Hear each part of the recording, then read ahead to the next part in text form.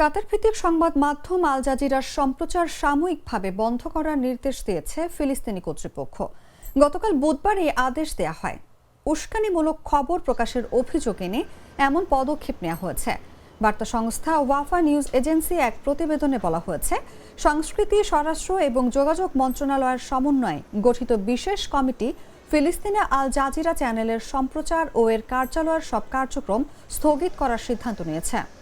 পুনরায় কার্যক্রম চালানোর নির্দেশ না দেওয়া পর্যন্ত সব সাংবাদিক, কর্মচারী, ক্রু এবং অনুমোদিত চ্যানেলের কাজ সাময়িকভাবে স্থগিত করা হয়েছে।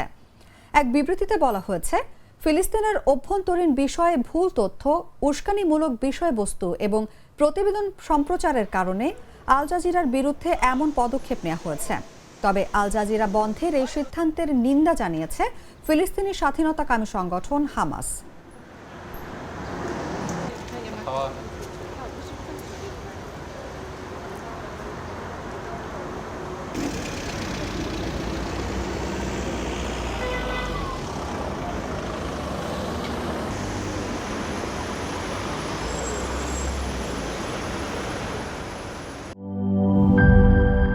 সবুজের দেশে নতুন রঙের বেশে ঘরে বাহিরে সাজানো বলকে রেইনবো রেইনবো রেইনবো পেইন্টস রে সাশ্রয়ী দামে দেয়াল রাঙায় রেইনবো সবার রং সবার ঘরে ঘর rainbow Rainbow Paints, the color of joy.